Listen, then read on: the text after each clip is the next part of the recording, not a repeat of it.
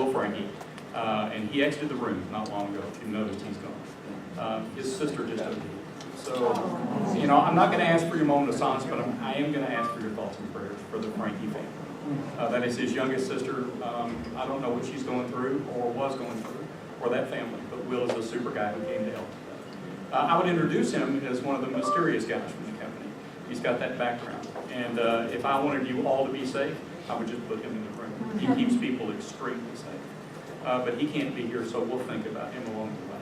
I also teach a course called Ropes, if you've ever heard of Ropes, and most communities have. And before we do that, we make a promise to each other. So I'd like you to raise your right hand with me.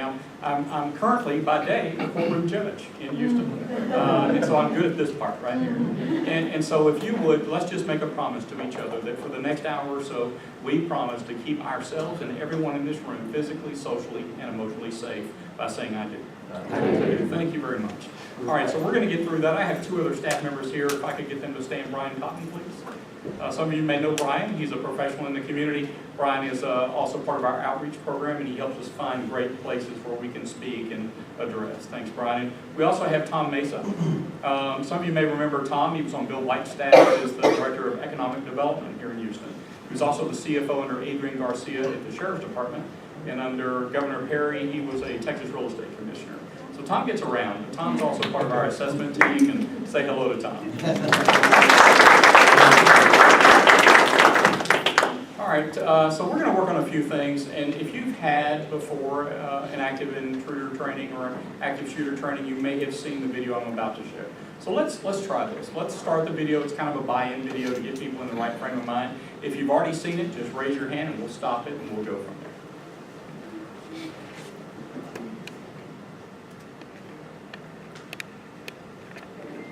That began like any other turned tragic today when an employee opened fire on his supervisor and fellow coworkers.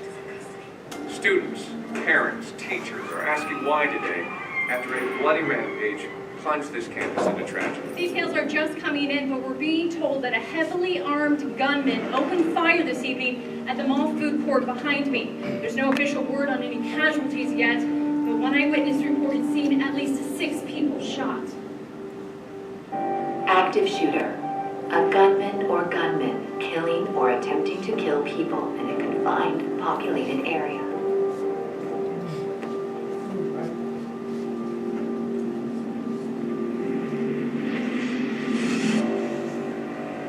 You gotta get some sleep. You're looking like a vampire.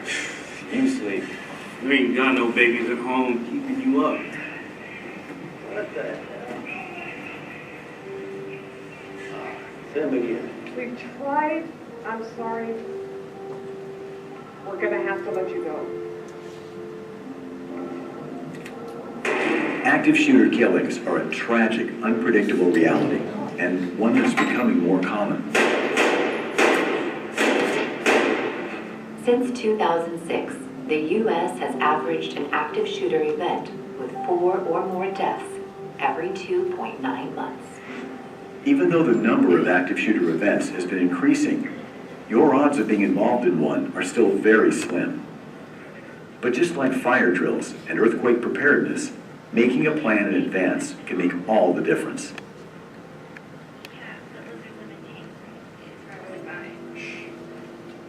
If you do find yourself in the middle of a senseless attack, the why doesn't matter. Hey buddy. Something's happening. What matters is surviving. On average, 20 mass shootings take place in the U.S. every year. Killers usually choose their victims at random. They look for easy targets. So the harder you are to see or to hit, the safer you are.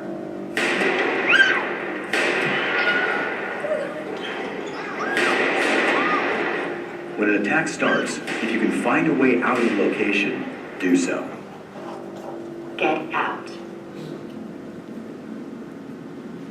If you stay calm and think clearly, even in the middle of a life and death event, you improve your chances of making it out. Visualize your movements in advance. What are we gonna do?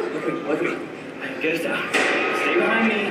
Stay down. Use cover, something that will stop a bullet, and concealment, something that at least keeps you out of sight. Attention. Attention Suffolk Bay units, code 3 response needed regarding a 245 ESV 417. So we have the Town Center shopping mall. Suspects wearing a face mask, possible body armor. Use any available means to get out, including emergency exits or windows. Most restaurants and retail locations will also have exits in the back through kitchens or stock rooms.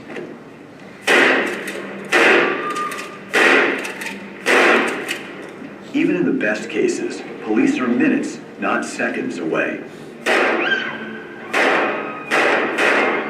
You must take action to protect yourself.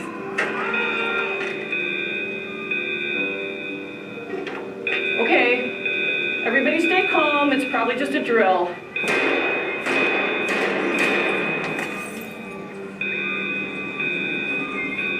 No, go back, go back.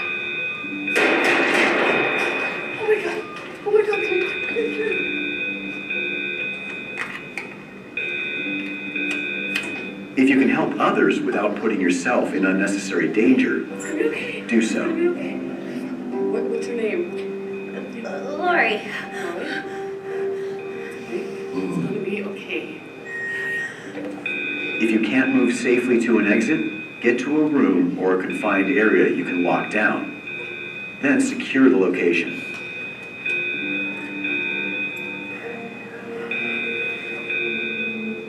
Secure your location.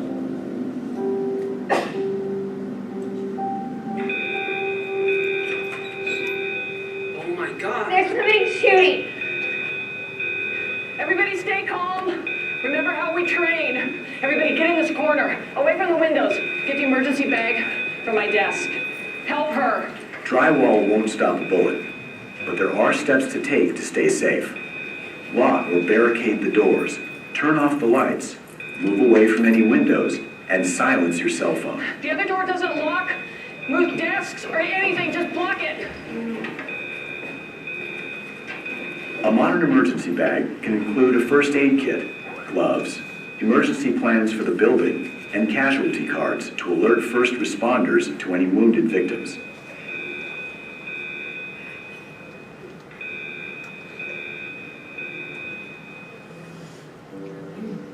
Most active shooter situations are over in 10 to 15 minutes. Attention Lakeway units, code 3 is needed red. 245 GSV 417 is going to be at Alexandria College. Multiple victims down. Law enforcement's first responsibility when entering an active shooter situation is to stop the suspect, not to render aid to the victims. Medical teams will enter the scene as soon as the suspect is no longer a threat or is confirmed in another location. Silence any cell phones and remain quiet. Do not alert the shooter to your presence.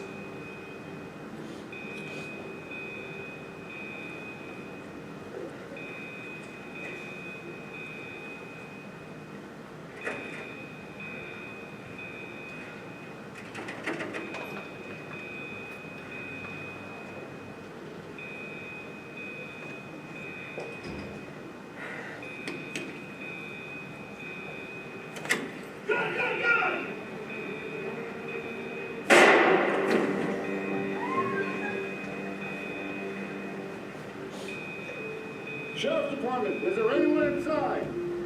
Red card.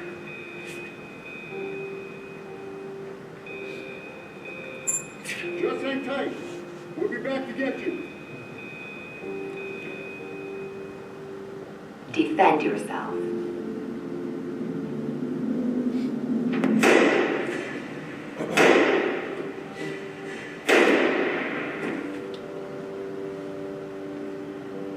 If you cannot escape the location and you can't shelter in place, you may have to defend yourself as a last resort.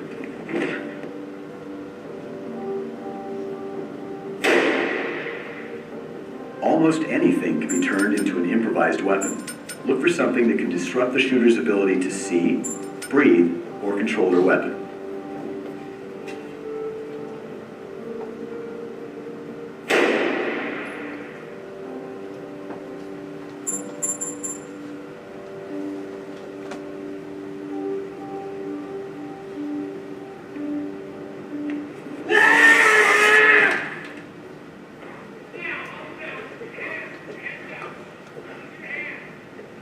When law enforcement arrives, they are going to be in a heightened state of readiness and awareness, looking for any aggressive movements. So keep your hands visible and follow any commands you are given. Shooter!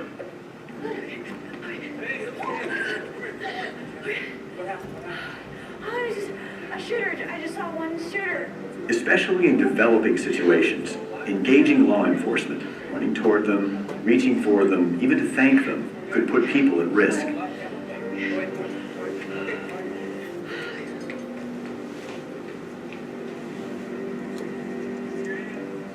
Surviving an active shooter.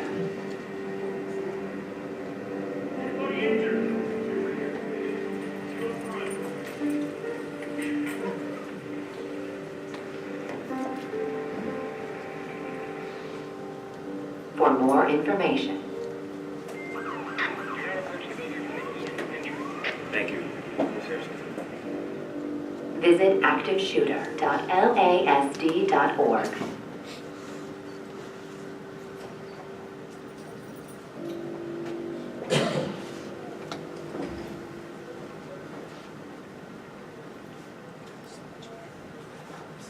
All right, do me a favor. Raise your hand if that was hard to watch. All right, I've got my hand up because that's hard to watch for me. And I've seen that hundreds of times, and it's still hard for me to watch. I did not show that video to you to incense you. I didn't do that to upset you or make you angry. I did it to incite you, to provoke thought and dialogue and change. If I were to ask the question, and it's rhetorical, but if I were to ask the question, what is the number one reason people don't get prepared? What is the number one reason they don't become responsive and they remain reactive? And the answer to that question is denial. And that denial is that it won't happen here. It just won't. You know, our school shootings across this country were extremely horrific. And I was in the position at the time. I tell you what, let's lighten the room just a tad. That's let's do an icebreaker. I'm going to tell you 3 truths about me in one line. You tell me which one is the lie. Ready? All right. I've personally guarded 2 presidents of the United States. Number 2, I've fallen over 110 feet without a parachute and lived to tell about it. Number 3, I've bought and sold over 300 kilos of cocaine. Number 4, I had 3 sisters and 1 brother. Which was the lie? Hopefully. 3 sisters and 1 Let's do that. If you think the lie is I've guarded 2 presidents, raise your hand. Smart room. Bush Sr. and Clinton. If you think that I've fallen over 110 feet without a parachute and lived to tell about it as a lie, raise your hand. I was on a bungee cord. And I screamed the entire way. As my mother would say, louder than your sisters.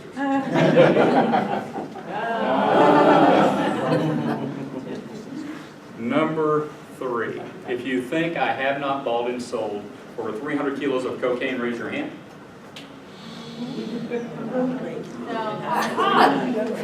Undercover DEA agent for 6 years. I probably bought and sold more cocaine than anybody else on the task force. I liked my job. First time I got to smoke marijuana, wasn't it? Anyway, it was on the job. Absolutely. Number 4, I had 3 sisters. I don't have a brother.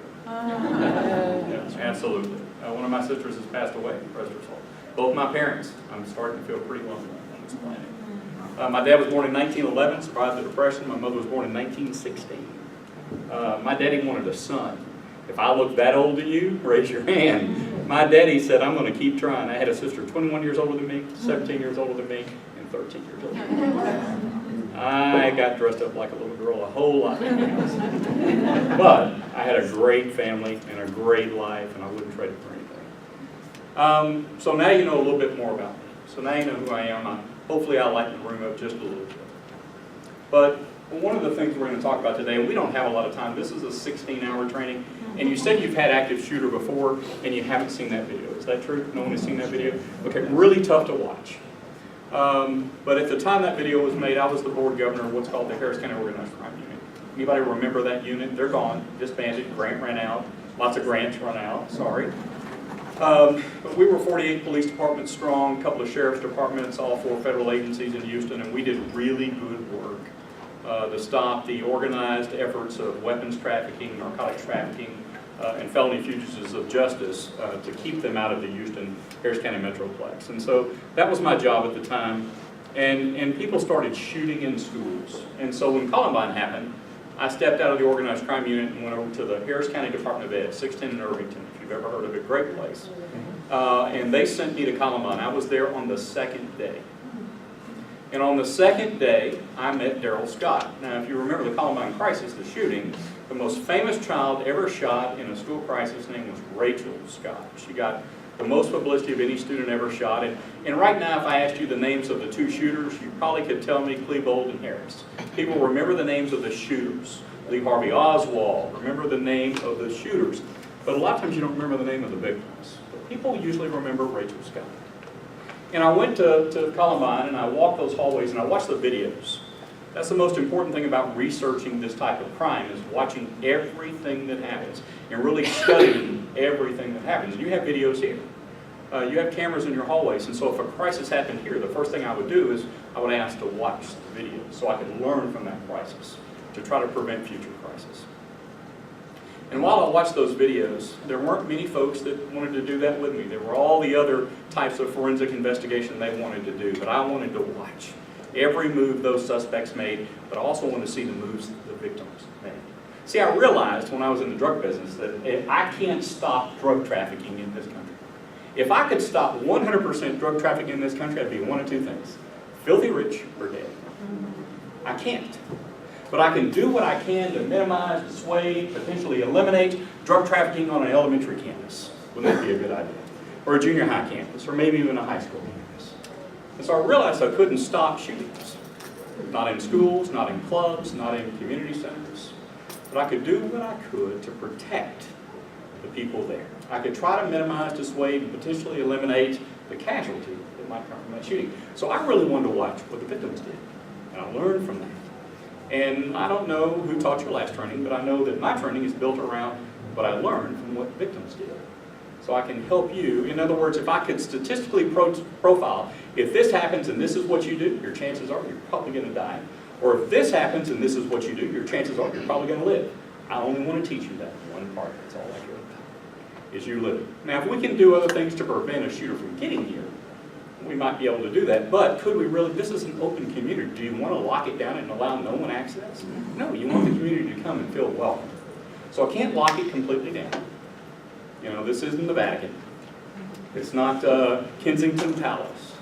But I can try to find a way to minimize the casualty of what I teach you to do. And so the person who wanted to watch the video with me was Darrell Scott, Rachel's father. And I didn't think they were going to let him, but they did. And while we stood there watching video after video after video, and we stood, you know when you stand? When you're being reverent. You don't sit when you're being reverent. You stand. And we stood for those children. And as we stood watching that video, he said to me, you know, this was all about denial. And I said, teach me more, Darrell. And he said, you know, Rachel never got up in the morning and went to school and said, this will never happen in my school. She didn't have that type of insight or forethought. She was a child. But I did.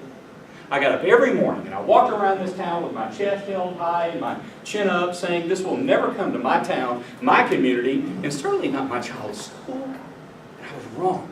It can come anywhere. And we weren't prepared. So I want to make sure that together, if my goal is to keep you alive and safe, I want to make sure we can agree to a couple of things. And so we are going to not deny it can come here. And so Darrell said, what I would have said prior to that shooting was, it won't happen here. Say that with me. It won't happen here. Where is the emphasis? Here. He said, what I should have been saying is, it won't happen here. Where's the emphasis? I want to get you there. And the only way I'll get you there, that's not denial. That's not denying the probability. It's working to prevent the possibility. It's working to try to keep it from happening, and that's where I want to put you. So to do that, I can build 2 skills today. We can actually build a skill. I don't need 16 hours. We don't have to go to SWAT school. I can build training right here in this room that will give you 2 skills that you need. You probably already have, but maybe you don't think about them. And the first one is the simple skill of awareness. So I want to find out how aware you are. And we talked about my associate who left. And some of you said you saw him. Okay, so let me ask you a question. If you saw him, what color was his shirt? Blue. Good job. What color were his pants? Jeans. Dark colored jeans. They were dark gray to a black. What kind of shoes did he have on? He had some boots. He did. What color? Brown. They were very dark brown. Extremely good. All right, here's the question I usually get with Will Frankie in a room. What color were his eyes? Anyone? Piercing green. Like day glow green. Like so green you almost think he's an alien green. But next time you see him, look at his eyes. Not for more than a second. He might control you if you. He has piercing eyes. So you are aware. Remember that 85% we talked about, Kennedy? And I'll tell them what that is in a little bit, but you're getting there. Let's continue that skill. I need you to participate. This should be experiential. If it's not experiential, then this is didactic and I'm just going blah, blah, blah. And you're not getting a thing. So you have to do what I asked you to do. I would prefer if you close your eyes, because when you close your eyes, you can really concentrate and think. But if it makes you nervous to shut your eyes in a public place, then look down. Look at your shoes, eyelets in your shoelaces, chipping toenail polish, and that's just for the guys. But look away from me. Don't look at me. Just look away. And I'm going to ask you the same questions. What color is my shirt? Colors? Red, white. Okay, I'll take that. What color is my jacket? Pants? Shoes? What type? Yeehaw. What color is my belt? The buckle on my belt? Am I wearing a watch? What color? Good. Rings? One on the right? Yes. What does it look like? Class ring. Good, I'll take that. It's actually a state champion ring, so good job. Ring on my left? Wedding band, okay. Bracelet. Am I wearing a bracelet? Anybody? All right, very careful. Don't look at me. Very careful. What color is my hair?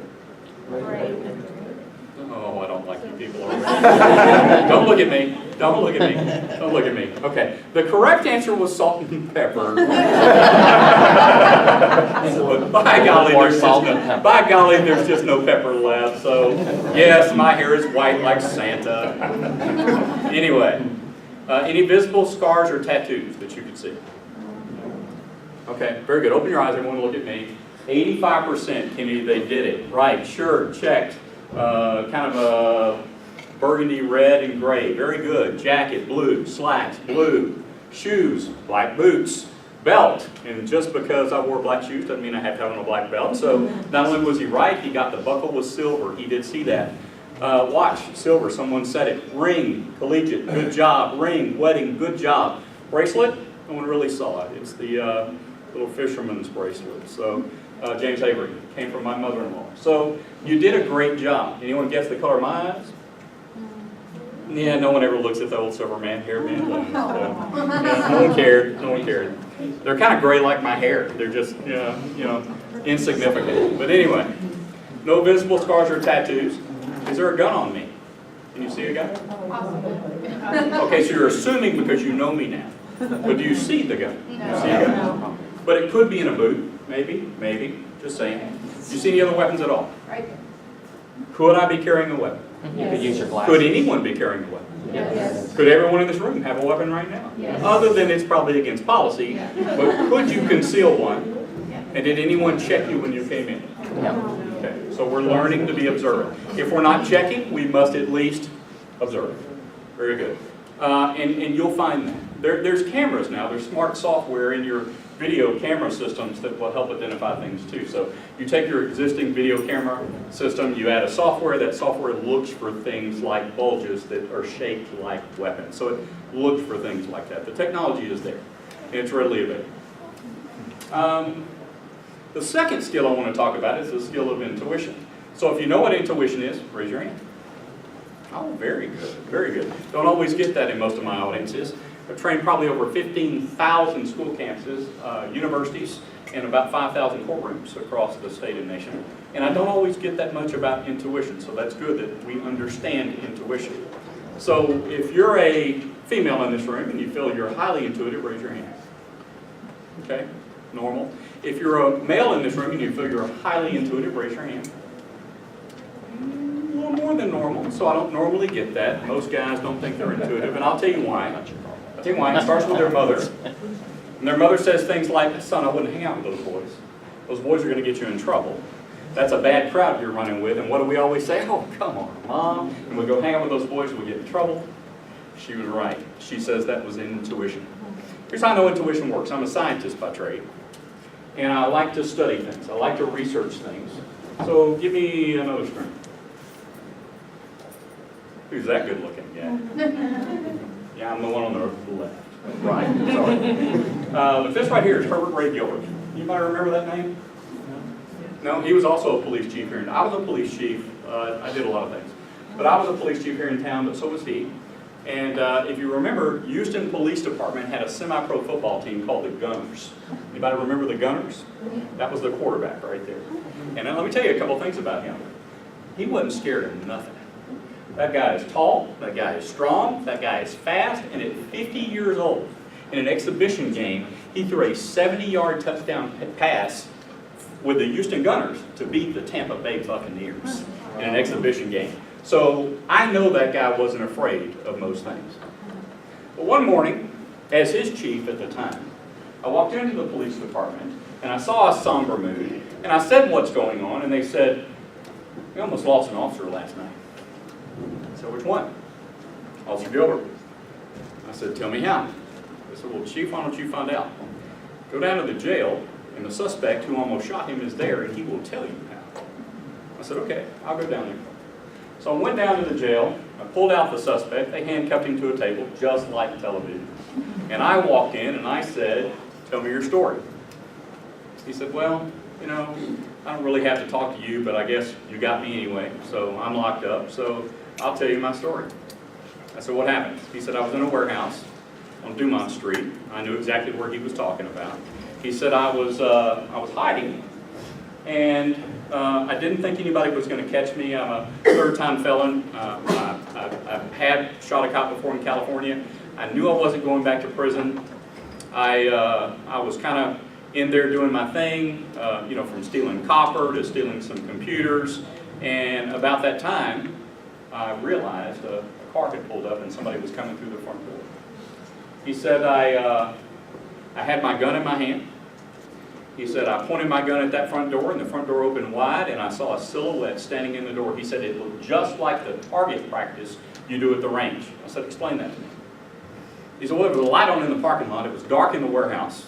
The door opened up, and this figure, this black silhouette was standing in the doorway because I couldn't see it at all. I couldn't tell who it was. I just could see the shape. I figured it was the policeman. I pointed the gun, and I said, if he takes one more step, I'm going to shoot. I said, what happened? He took a step. My heart skipped a beat. I said, you shot my officer. He said, no, sir. He stepped backwards and stood forward. The door shut. I thought everything was good. He goes, within 5 or 10 minutes, a whole team of people came in. And I was outmanned, outgunned, and I got arrested. I said, thanks. I went back and pulled the police report written by that officer that night. And it read like police department policy. Exactly. Driving through the business district, I saw a door open on a warehouse. I pulled my car in. I followed department protocol and I called for backup. I formed a search team. We went in the building. We arrested the suspect with no harm or injury to any party. Okay. I called in this guy right there. When he came in, I said, tell me what happened last night. We did a warehouse search, sir, and we found a suspect, and he's in the jail. So I took the police report, and I handed it to him. I said, tell me the part where you got to the building, you opened the door, and then you changed your mind, and you went back outside. And he started thumbing through the report, just like she is right now. He was looking for what? The part where he wrote, I got to the building, and I went back outside, and then I called the search team. And when he couldn't find it, his hand stopped shaking, he had a smile on his face, and he handed it back to me and said, "Sir, that's not in the report." And I went, "I know it's not in the report, but I know it's also the truth. Tell me the truth." And he started to cry. That guy. Big tears. I said, "Why are you crying?" I said, do you think you're going to get fired?" He said, "No, sir, I'm not worried about getting fired." He goes, "I'm crying because I realized I almost died last night." I said, "Well, tell me about that." He goes, "Sir, you wouldn't believe me if I did." I said, "No, actually, I really would believe you, and I need to hear it. This is research. Tell me." He said, "Sir, I got to that building, I saw that door open, and you know, sometimes I'm a cowboy. I figured I could handle this all by myself. I didn't need to wait on backup. This was just going to be a door they forgot to shut and lock. I was going to go in, clear the building, lock the door, and move on. Case closed."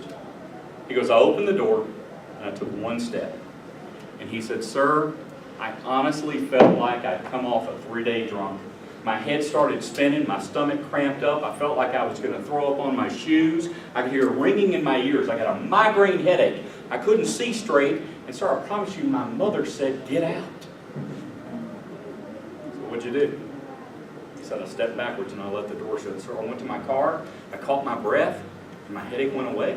My ears stopped ringing, my stomach felt okay, I could think clear again. I got on the radio, I called for backup, everyone came, and we did our job." I said, "Do you have any idea what that was?" He said, "My mother would have called it intuition." And I said, "Well, the first thing I want you to do right now is get on the phone, call your mother and thank her right now." He said, "Sir, she died 3 years ago." Now, the point of that story was not to try to convince you that mothers reach out from the grave. That was not the point. The point of that story was to tell you that you all have that feeling, and you've had it your entire life, and you get it all the time, and sometimes we heed it, and sometimes we don't. And you know what? 9 times out of 10, you're probably okay when you don't. But that 1 time out of 10, you won't. There'll be a time when you'll think, maybe I shouldn't do this. Listen to that. Walk away. Those 2 skills, awareness, intuition, could save your life. So let's talk a little bit more about this room. Oh, go ahead. Next slide. There he is, playing for the Gunners. What do you need? All right, next slide. There's just some facts. I think in that video, and if you've never seen that video, have you ever heard the terms run, hide, fight? Have you ever heard those terms? Okay, so everybody knows the run, hide, fight thing. They teach that at elementary schools now. So run, hide, fight, we all know what that is. But here's some statistics. I think that video said in 2006, there was an active shooting every 2.9 months. I know that in 2013, there were about 12 a year, so about 1 every month. I know that in 2016 to 2017, by the 12-month period, we're averaging 2 a month in this country. So the more important thing I want you to hear is the world's going to continue to turn. And that's probably not going to get better. It's probably going to get worse. So we just need to be prepared. It could come here. Next one. Well, this is where I'm supposed to tell you about all the things you can do here. I haven't been here long enough to teach you all of those things yet. I'm just learning about your building. I did some tours today, thanks to your administration, and I learned a lot of things about your building. I learned that I could help you possibly be a little more safe and secure along the way. I learned that we can, over time, really grow this relationship and continue to dialogue, and I need you to talk to me to do that. So at the end of this presentation, and we'll fast forward through some slides. I mean, I cut a bunch of slides, but we're still taking 16 hours to run. So we're going to fast forward through some slides, but at the end of this, you're going to get my contact information. I really urge you, and it doesn't have to be about this community center. This could be about your home. It could be about anywhere you are in life. I really urge you to contact me just by email, just to dialogue with me and ask me a question and say, hey, I've been thinking about this. How could I be more safe here? How could I keep my family more safe there? How could I keep my friends more safe this way or at work or wherever? Because I can't help you if you don't ask. And so I urge you to do that. We do that everywhere we go. Court systems, schools, community centers, and a small percentage responds. Because they're in denial. It won't happen here. But we can help, so please let us. It's a free service. Go ahead and fast forward a little bit. Keep going. That's run, hide, fight. We can do that later and talk about that. You know, if you've had run, hide, fight, I do want you to know one thing on this slide right here. I was an undercover policeman for a long time in the southeast end of Houston. Everybody familiar with the southeast side? So we're talking Hobby Airport to Pasadena. Anybody know that area of town? Yes. Okay, pretty rough area of town actually. It wasn't 25, 30 years ago, but it certainly is today. And during my career it was. And so I had to learn to speak a foreign language while I worked out there, and that language was Spanish. Is there someone in the room who can translate for me? Okay, so I'm gonna talk in Spanish. Can you translate to English for me? All right, let's do this real quick. Here we go. Yo soy policía. I am a police officer. I am police. El jefe es hombre de barco. The boss is Man of the ship. boat. Yeah, my name's Boat. El jefe es hombre de barco. Chief boatman. I am chief boatman, right? Arriba las manos aquí. I sound like the guy on KQQK. I get it. I'm that late night Mexican game show guy. Arriba las manos aquí. Put your hands up here. Está usted arrestado. You're arrested. You're under arrest. Yeah, very good. So I put you in jail Spanish pretty good. Either that or I should be on a late night game show. Or KQQK, which is a radio station. Anyway, if you're old like me and you sing. So if you're leaving the building, and I don't know if they taught you this when you had active shooter or run, hide, fight, but if you're going to leave the building, which is the prime goal, if the shooter's in the building, you want to be out of the building. And if the police are here, if they're already coming, if the SWAT team's out there, if the troops are running towards you, if you leave the building, go the way they're coming in. No one ever does that in all the videos. They run another way like they're the bad guy. Go toward the cops. Why? Because the path that they're cutting is clear, I promise you. And if you run toward them, they're not going to hurt you. You're not the bad guy. Now, you do have to do a few things. Obey their commands. If you're running at a policeman like this, you might be in trouble. If you're running at a policeman doing this, most people point at policemen. There they are. What does that look like moving very quickly toward? If you run at a policeman, run like this. Just like this. Absolutely. And you'll be okay. But if you're going to exit the building and the cops are coming in, the way you want to go is in their path. It's already clear. Just make sure they understand that you're not a threat. Next slide. I don't know yet. I'm going to work on that. Those are the things I couldn't do in the 1 hour training. So, and what I'm going to do is I'm going to go look at statistics and see if they've ever come running in this building, and I'm going to pull those reports, and I'm going to talk to them. So I'll call some commanders. I have some of those commanders on my staff. I currently contract with about 1,000 off-duty Houston policemen, and I use rank and file, so I have commanders on my staff. So I'll call them and ask them. But this gets me to the next big point, and it's about you being a team. So they're already a team. They train all the time. You know, I was a SWAT guy at one point in my career. I was. I never get belief when I say that part. I was the druggie, and never get I was the SWAT guy. But there's a lot of training that goes into the SWAT part, and so they're already a team. I need you to be a team. So could somebody read that out loud to me? Anyone? A team is not a group of people who work together. A team is a group of people who trust each other. Who agrees with that? Raise your hand. Amen. Amen. Probably the best statement in the whole training. A team is not a group of people who work together. How many of you really, well, here maybe so, but not everywhere. How many of you think that everyone who works together really trusts everyone they work with? Yeah, not from where I'm at. Go in the court system. Woo, they don't trust each other at all. And in the schools, that is the biggest hate place I've ever seen. Teacher to teacher anyway. So I need to make sure that you're not just a group of people that work together. I need to make sure that you're a group of people that extremely trust each other if you're going to be a team. And there's ways we can work on building that trust. But you really have to trust each other. Next slide. So, how many of you have heard your entire life there's no I in team? Absolutely there is. Who said that? I love you. There is an I in team. And let me tell you what it's called. Individualized responsibility. There is an I in team. It's called individualized responsibility. So how many of you watch the Texans play? Anybody? You like the Texans? Oh, God, poor guys. Anyway, what if we almost got Romo, almost. What if we had the best quarterback on the planet? The best quarterback on the planet. That would really turn the Texans around. Best quarterback ever. But what if we took the whole front line and stood them down and cloned that quarterback and made the whole front line the same quarterback and put the quarterback behind him? Would we ever win a game? Not one. Not one. So there went your team philosophy about no I. You need all those positions to make that team win. You must have individualized responsibility.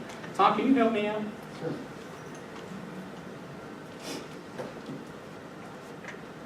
I know he doesn't look it, but Tom's older than I am. Take your shirt off, Tom. I'm sorry, just a jab. Oh, never mind, Tommy. Come stand by me, Tommy. All right, you can't see it, but Tom's really muscular. Extremely. I would not want to scrap with that guy. He's got muscles on top of his muscles, well hidden by that jacket. But if Tom and I were on a SWAT team, if we were working together on a SWAT team, Tom would be considered a point man because he's got that kind of ability. He's very strong, he's very muscular, he's got a commanding voice, he shoots really straight, he can fight really hard. He's the first guy in line on a SWAT team. That's called a point man. Tom is that guy. Somewhere, though, in that line, prior to 1979 in Houston, was a paramedic. See, Columbine didn't have a paramedic in that line, so I got to go back to that story. How many people died in Columbine? Anybody know? 13. 12 children and 1 teacher died in Columbine. How many of those you think died on impact? Meaning they got shot, boom, and they were dead. How many of you think died on impact? Not one. 0. How many of you think bled to death? 13. All 13. And the reason they bled to death is because we had never seen that kind of crisis in a school before. We weren't prepared for that kind of crisis in a school. And Columbine's SWAT team, or Littleton, Colorado's SWAT team, the sheriff's department, because they were in an unincorporated area, did not have a paramedic in the SWAT line in 1999. Houston had it in 1979. And the reason is, if we're going through Columbine and we haven't secured the shooters yet, we can't send in paramedics because they're not safe. We don't have a secure scene. And so they had to continue to search and search and search and search and search to try to find the shooters while children and 1 teacher were bleeding to death, and all 13 people died because it took over 4 hours to get a paramedic team in that school. Now, I'm not saying we would have beat them or done better. I'm just saying in 1979 in Houston, for that single purpose, we already had a paramedic in the SWAT line. And the way that would look is, Tom would continue to walk through that school in some serpentine-type fashion. The paramedic is behind him. When we get to a victim, Tom stops, provides cover, the paramedic drops and begins to treat. There's another point man in the line who moves on forward, searching for more suspects and more victims, and behind him is another paramedic. So you know if Houston comes in here and they got a SWAT team, thank goodness there's a paramedic in this line who's carrying all the equipment he needs to stop your bleeding and try to save your life. Somewhere else in this line is a negotiator. Someone who knows how to step forward and speak to try to talk a victim into putting the gun down and not shooting anyone else. That's another extremely important position in that line. So we're beginning to realize there's individualized responsibility. You've got to have this tough guy. You've got to have that paramedic. And you really have to have that person that knows how to talk their way past that suspect. Thanks, Tom. See, I was on a SWAT team. How many of you think I was the point guy? Anybody think I was the paramedic? Anybody think I was the guy talking and couldn't shut up? That was me. Over 2,000 hours of negotiating training, and my wife says, and you sure got your money's worth. Because you never shut up. But it's important to have all those components and pieces of a team. So, yes, ma'am. How often, is that successful most of the time, negotiating someone to put the gun down? Absolutely. Well, with hours and hours and hours. Really, if I was talking to you, would you not just put the gun down? Oh my God. Really shut up. Yes, with the right training. And so I bring that up because I do believe that over time, all of you not only can be the great family that you are, the great family that trust each other, but you could also be trained a little bit to be on teams here to help if something were to ever happen. And it's not for everyone. You see, in my home, I've raised two sons that are, athletic, they're academic, they're both really big guys, they, play football and ran track at the collegiate level, they've been around a dad like me their whole life, they've learned to shoot, they've learned to hunt, they've learned to fight, they've learned to run. They could probably do some SWAT stuff if they had to. I have a wife, on the other hand, that her best skill is sitting Indian style on the floor and crying anytime there's a crisis. She's good at it. But the point is she knows that's her skill, and she knows that the first thing she grabs is a phone. And even though she may be sitting crying, she's making phone calls. See, there's a logistics side to crisis too. There's the prep side to crisis that says, if there's ever another hurricane in this town, we're actually going to have clean water and something to eat because she plans way ahead. I'm not that guy. So everybody on a team has a place and a skill. And your skill could be that you're part of planning or logistics or those kinds of things. Not everyone has to do the same thing. That's why we have individualized responsibility. But I think we could build some team supports here. And I would love to see that happen over time. Next one. No, keep going. There you go. There's some sources. They're out there. You really don't need mine. If this were in a formal 16-hour training, you'd have the handouts, and so you'd have all that. But there's lots of sources to teach you more than I can teach. I'm a layman. I'm doing my best here. Next slide. But there you go. There's the most important thing there. That's how you get a hold of me. And you don't really have to write that down. It's not hard to remember. It's myname.org. R.J. Boatman, el jefe es hombre de barco. rjboatman.org will get you to me. And I really want to hear from you. And I want to come back. And I want to help your community. After that first school crisis, we got on a mission. I've been to every school crisis in the country and a few outside the country. Canada invited us, London invited us. We spoke at Harvard, and I'm not saying that we're experts. I'm just saying we've studied a lot. And we understand those crises extremely well. The courts picked us up a couple of years ago because I sat on the Judicial Education Board, but at least the courts are now not denying that it could happen in a courtroom, and it has. Watch TV. And so they're actually believing it could happen. And I believe it could happen here. I mean, after the Miami shooting, we talked to Brian. We told Brian that we think it could start happening in the Houston community. We wanted to help if we could. And it's taken a while, but we're breaking the ice, and we're here today. And we're proud to be here today. And we want to help any way we can. But I can't help if you don't call. And call us back. We can do more training. We can help build teams. We can do a lot of things to help you be more prepared and responsive. The key is to be responsive, not reactive. But I can't do that if I don't hear from you. And individually, all you have to do is send me an email. You can go to the webpage and click a link, or you can just email rj@rjboatman.org, and I will respond. I will answer questions. If I don't know the answer, I'll find someone on my team who does. We've got a very large staffing pattern with a lot of different type of skills. So there's a lot of things I may not know how to do, but somebody would know how to do. We'd love to come back. We'd love to come back and just visit. We'd love to come back when you have an event and consult any way we can.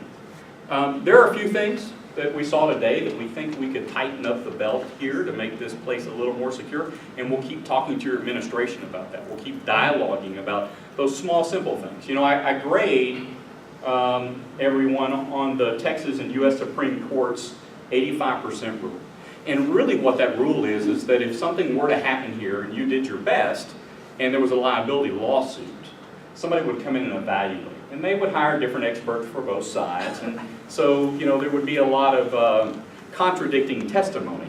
But someone would try to evaluate, did you really do everything humanly known and possible? Did you really try? Did you have enough locks on the doors? Did you have enough cameras? Did you have some trainings? Did you develop a crisis plan? Do you fall under OSHA? Did you fall under the Code of Federal Regulations? Did you do not only training and planning, but did you actually do evaluations to see how well you would succeed in crisis? all those things would come into play. And somebody would grade you. It would usually be a jury or a judge.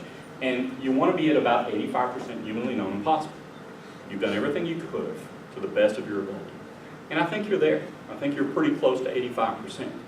But we want to stay there.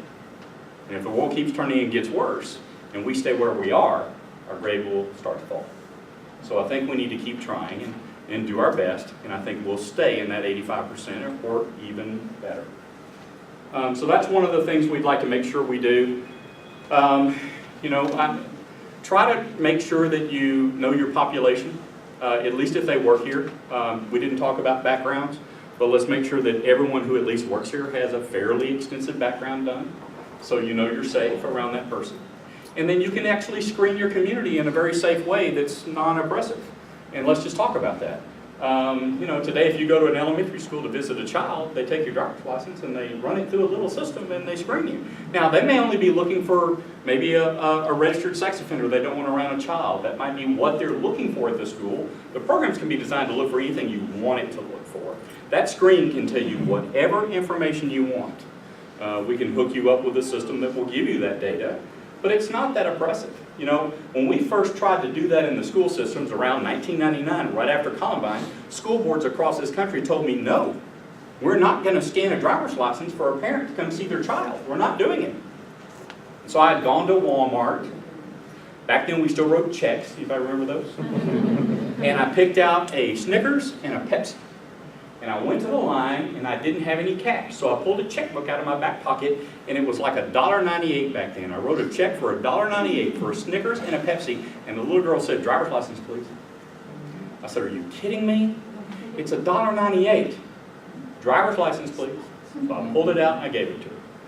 She did whatever she did. She handed it back to me. She gave me my Pepsi and my Snickers, and I stood before school board after school board after school board, and I said, would you have done that? Absolutely. So it was worth $1.98 for you to show your driver's license. Absolutely. Isn't it worth the life of your child? It's not that big a deal. We can put a system in this building that makes everybody who comes in scan their driver's license. It keeps you safe. It keeps you safe. It's not that oppressive. Churches do it now. Schools do it. You can do that too. Just a recommendation. There's a lot of things we can do. But the things we should do is think and speak. I don't know all of you yet. I'm just getting to meet a few of you today. But I promise you this. I care about everyone in this room. That's why I do what I do. And, if my efforts save one life, I've done my job. So I say to you, I love you. Love yourselves, love each other, and do your best. Thanks for having us.